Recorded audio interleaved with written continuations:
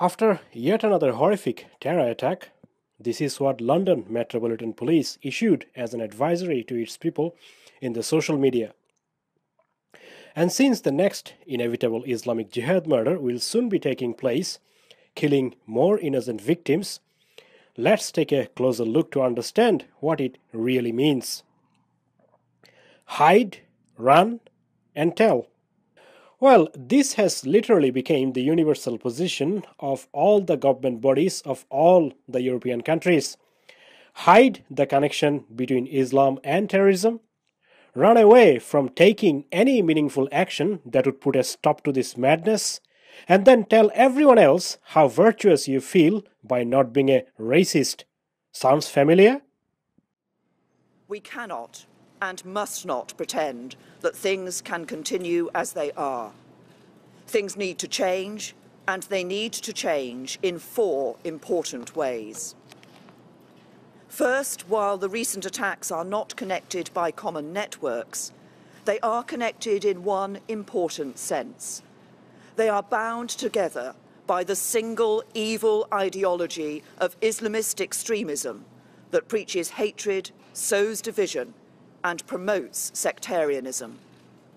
It is an ideology that claims our Western values of freedom, democracy, and human rights are incompatible with the religion of Islam. It is an ideology that is a perversion of Islam and a perversion of the truth. So, this is our Islamic scholar, if you pardon my expression, Theresa May, who believes that whatever is happening in the UK and around the world because of the religion of peace is just the perversion of Islam. But in contrast, what we find in Quran and other Islamic teachings, if we should call it teaching at all, is astonishingly similar to the actions of these murderous scumbags who killed those innocent civilians. For example, in Quran chapter 9 verse 111, it says, "Indeed, Allah has purchased from the believers their lives and their properties in exchange for that they will have paradise. They fight in the cause of Allah, so they kill and are killed." Just notice the last line. Kill and are killed. So if you want to go to paradise, all you have to do is to fight for Allah. In other words, you have to carry out jihad, which obviously means killing infidels, and be killed along the way. Although these people did exactly the same, Theresa May thinks it is the perversion of the truth. But now, looking at the evidence, everybody would suggest that the actual perversion of the truth is what you and your allies are peddling for decades. But hey, who are we to judge? So here is another vibrant cultural exchange that took place in London to promote diversity, community cohesion, inclusiveness, and multiculturalism. And Mrs. May wants to stop it by regulating the internet. No need to change the border policy, no need for arresting people who are being monitored, no need for internment. Previously, in a different survey, it has been reported that at least over 3,000 people were on terror watch list.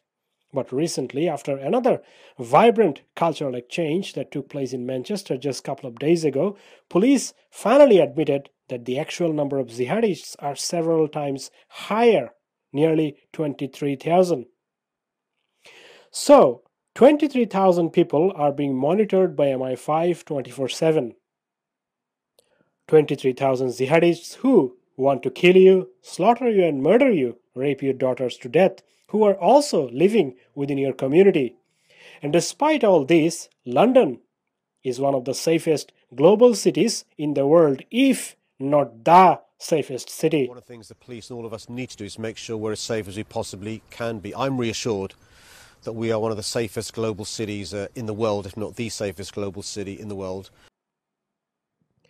In a previous report, it was also revealed that there are nearly 100,000 people who sympathize with suicide bombers in the UK alone. So, during this terror attack, 3 men, described as being of Mediterranean origin, drove the white van at 50 miles per hour across the bridge. Although we don't know if these people who carried out these atrocities were also being monitored by MI5 or known to the authorities previously, but what we do know is that this slaying of Fil the Kufar was also for Allah, the merciful and gracious. As of this recording, 7 people have died and 50 more injured after the perpetrators drove a van plowing through a crowd of pedestrians and then started stabbing their victims with hunting knives and long blades. One witness confirmed that she saw 3 people with their throats cut, while others were stabbed multiple times before they succumbed to death. When you're saying they were stabbing everyone, what did you actually see them do? They were running up going, "This is for Allah." When they first see him, they went, "This is for Allah," and they run up, they stabbed this girl, I don't know how many times, 10 times, maybe 15 times. While some scholars are concerned for Donald Trump's tweet, the moderate Muslims reacted to this savagery and barbarism by laughing at it. Yes, they are celebrating at the sight of the Fil the Kufar that they are just slain. And finally, the victory goes to CNN for being the champion of fake news award once again. Let's take a look. Reporting. What I want to show you now, viewers, is a wonderful scene. These are Muslim mums. There's a little fella here who's bought a little sign, and this is in commemoration. You can see his little sign to the heroes of London. There are flowers on the street here. Ladies with hashtag turn to love, hashtag ISIS equals enemies of Islam, hashtag ISIS will lose, hashtag turn to London. And I think a poignant scene, and a scene we should sit on just for you viewers to understand exactly how people feel here on the streets of London, so close to what were such brutal attacks last night. So in the first clip, we see that CNN reporting on a group of people who are there to condemn ISIS. And in the later clip, we come to know that this protest was all staged by CNN to create this fake narrative.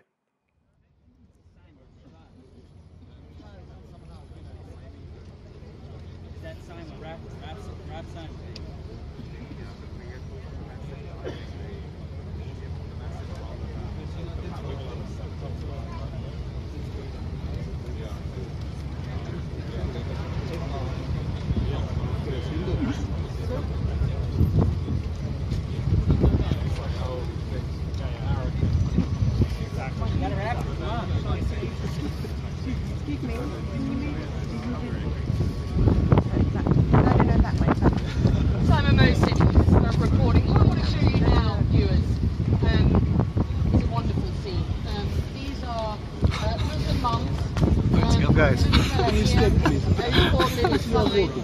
this is in commemoration of the heroes of London. There are flowers on the street here.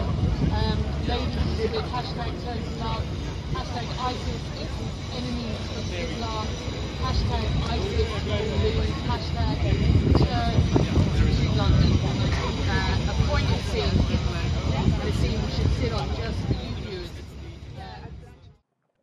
So how can you rely on CNN when they are so demoralized and they cannot even bother to report slightest truth when there are horrendous street massacres like this? Yes, it is because these kind of incidents are now part and parcel of living in a big city like UK.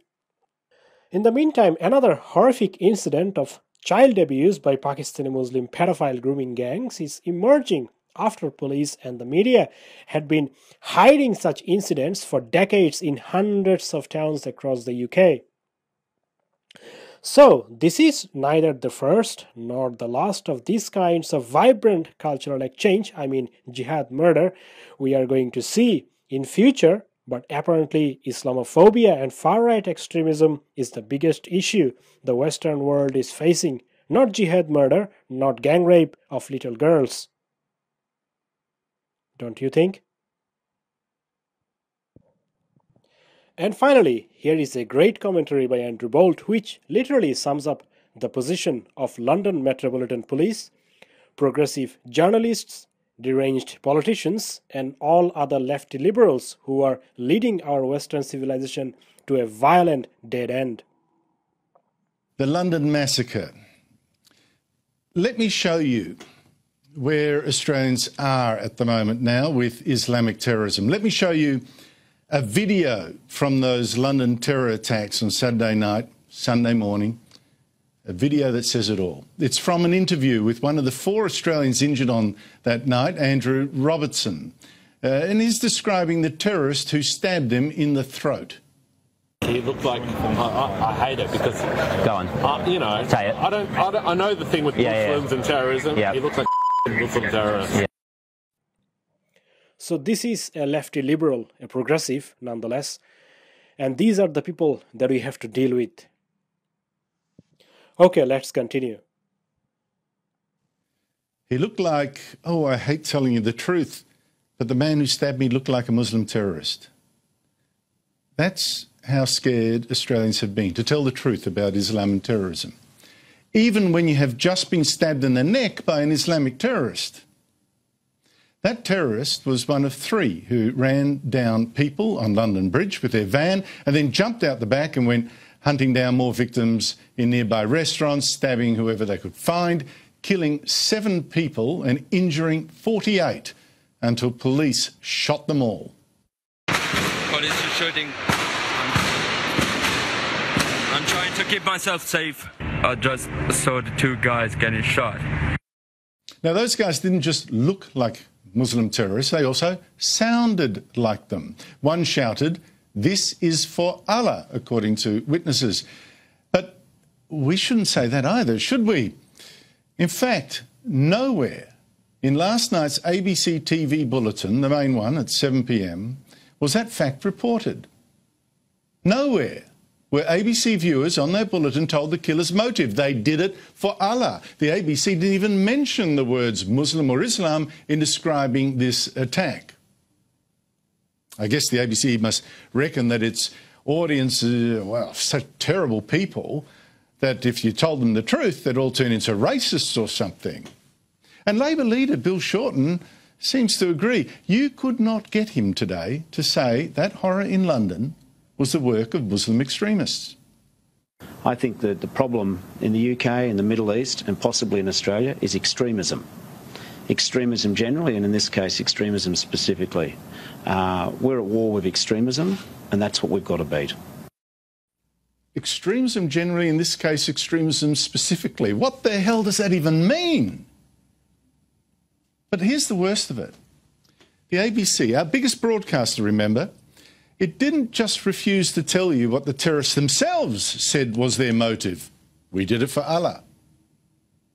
The ABC instead dragged out every Muslim apologist and blame shifter it could find. For instance, it found an academic who didn't blame Islam. No. He blamed us instead for somehow marginalising Muslims. Isn't it better to approach this in a more collegial way about engaging society, engaging the various networks we have? What we're doing in Iraq and Syria is actually having a blowback effect. Oh, our fault. Well, the ABC also found an academic who said we needed to be even nicer to Muslims and not criticise their religion.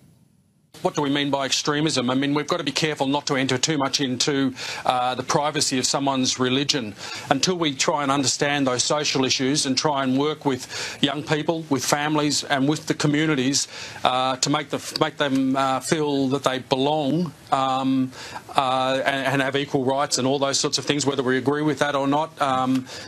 We've got a long way to go, I think. And, of course, the ABC found, as always, the Muslim academic who suggested Muslim terrorists here and in Britain were really just victims of white racism and, paying back the rest of us. People seek out those types of, or come across, or the appeal of those preachers, is because people are already vulnerable because of this experience of racism and fear. Enough. Dear God, enough. Here is the ABC refusing to report what the terrorists said themselves was their agenda, this is for Allah, and substituting their preferred agenda, the preferred agenda of the left. Muslims are the victims of the West, of blowback from our stupid actions, they're victims of Christians, of whites, of racists, of capitalists, of people don't reach out and embrace, whatever. This is insane, and all this must stop. So let's hide the truth, run away from the reality, and tell everyone else that you are a liberal, or better yet, a demi, as someday, as inevitably it will happen to your sister, your daughter, your son, father or mother, as they will be butchered in the street exactly this way. See if they've got the He's breathing. Come on, Pete.